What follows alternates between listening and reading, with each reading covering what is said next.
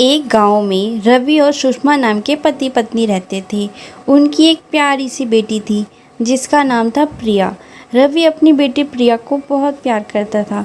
वह जो भी मांगती थी वो सब उसे ला कर देता था। प्रिया को पेड़ पौधे उगाना बहुत पसंद था। प्रिया ने अपने बगीचे में बहुत सारे पेड़ लगा रखे थे। रवि की एक कपड़े की दुकान थी, उन्हीं से उनका घर चलता था।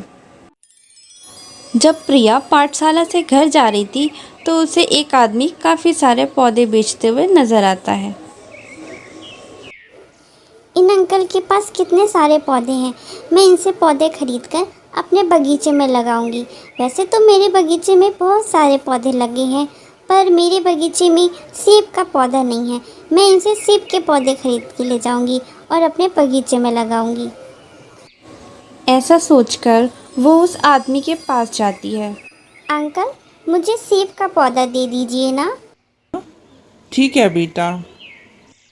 ऐसे प्रिया पौधे लेकर घर आ जाती है और उस पौधे को अपने घर के बगीचे में लगाती है। इसी तरह प्रिया रोज पौधों में पानी डालती और उनकी बहुत देखभाल करती है। कुछ ही सालों में वो पौधे पेड़ बन जाते हैं। प्रिया ने अपने बगीचे में काफ़ी सारे पेड़ लगा रखे थे, जिसमें आम का पेड़, सेब का पेड़ और अमरूद का पेड़ था। इन सारे पेड़ों में फल आ चुके थे। ये देखकर प्रिया बहुत खुश होती है और अपने पापा को बुला के लाती है। पापा, ये देखो, मैंने पौधे लगाए थे, इसमें कितने सारे फल आ गए हैं। हाँ बेटा, इसमें तो काफ़ी सारे फल आ गए हैं। ये तुम्हारी ही मेहनत का फल है जो हमारे बगीचे में इतना बड़ा आम का पेड़, सेब का पेड़ और काफ़ी सारे पेड़ हैं। कुछ दिन बाद रवि की कपड़ों की दुकान में आग लग जाती है, जिससे पूरी दुकान जल जाती है। रवि को काफ़ी घाटा होता है। वो परेशान होता है। वो सोच रहा होता है कि अब घर कैसे चलेगा। सारे कपड़े जल गए, दुकान में रखे सारे पैसे जल गए, अब घर कैसे चलेगा। यही सब सोचकर रवि परेशान बैठा होता है। अरे क्या हुआ जी, आप ऐसे क्यों बैठे हैं? मुझे समझ नहीं आ रहा कि अब घर कैसे चलेगा। कर्ज लेकर जो कपड़ों की दुकान खोली थी उसका भी कर्ज भरना है। सारी दुकान जल के नाश हो गई। अब कर्ज कैसे चुकाएंगे हम? मुझे तो कुछ समझ नहीं आ रहा मैं क्या करूं। अरे आप चिंता मत कीजिए, कोई ना कोई हल हम जरूर निकाल लेंगे। अपने माता पिता की बात सुनकर प्रिया सोच में पड़ जाती है। मैंने जिन पौधों को उगाया है उनमें बहुत फल आए हैं। अगर हम उन पौधे को बेचेंगे तो उनसे बहुत सारे पैसे आएंगे। मुझे ये बात पापा को बतानी चाहिए। पापा, आप उदास मत होइए। आपकी बातें सुनने के बाद मुझे एक योजना आया है। क्या कह रही हो बेटी? कैसी योजना? पापा, आप पहले मेरी बात तो सुनिए। हाँ हाँ, बोलो बेटा। पापा, क्या आपने देखा हमारे बगीचे में जो मैंने पौधे लगाए थे वो कितने बड़े हो गए हैं और उनमें काफ़ी सारे फल आए हैं। पता नहीं बेटा, मैंने देखा ही नहीं। वैसे इस समय में तुम उन पौधों के बारे में क्यों बात कर रही हो? एक बार सोचिए तो पापा, उन फलों को अगर हम बेचेंगे तो उससे बहुत सारे पैसे आएंगे और आपका कर्ज भी पूरा हो जाएगा।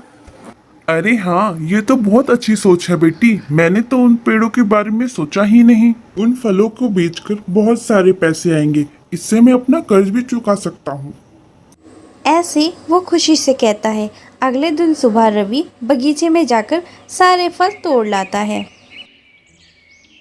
और उन तोड़े हुए फलों को एक रेडी पर लगाकर बेचने लगता है। फल फल, मीठे मीठे फल, ताजे ताजे फल, आम के फल, सेब के फल, रसीले फल। एक बार खाओगे तो भूल नहीं पाओगे। आ जाओ, खरीदो मीठे मीठे फल। ये सुनकर कुछ लोग फल खरीदने आते हैं। अरे भैया, कैसे दे रही हैं आप ये फल? 1 किलो 120 रुपए का। हाँ हाँ, दे दीजिए। भैया, मुझे भी दे देना। हाँ भैया, मुझे भी फल दे देना। ऐसे उसकी सोच के अनुसार उसके सारे फल बिक जाते हैं। फल बिक जाने के बाद वो खुशी खुशी घर जाता है। इस साल व्यापार में घाटा होने की वजह से मुझे समझ ही नहीं आ रहा था मैं अपना कर्ज कैसे चुकाऊंगा। लेकिन मेरी बेटी की बुद्धिमानी और चतुराई की वजह से ये सब हो पाया। प्रिया बेटा, इधर आना।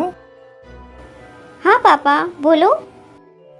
आज तुम्हारे लगाए हुए फलों को बेचकर मुझे इतना मुनाफा हुआ, वरना दुकान में जो नुकसान हुआ था मुझे समझ ही नहीं आ रहा था कि उसकी भरपाई हम कैसे करेंगे। आज हमें इन कठिन परिस्थिति से तुम्हारे फलों ने ही बचाया है। कल मैं और फल बेचने जाऊंगा।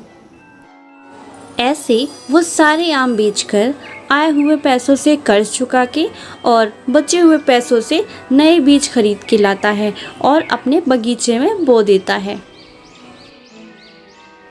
तब से वह विभिन्न प्रकार के पौधों को अपने बगीचे में लगाते तथा उनसे प्राप्त फलों को बेचते और उससे एक नया दुकान खोल लेते हैं। इसी तरह वो सारे फलों को बेचकर खुशी खुशी अपना जीवन जीते हैं।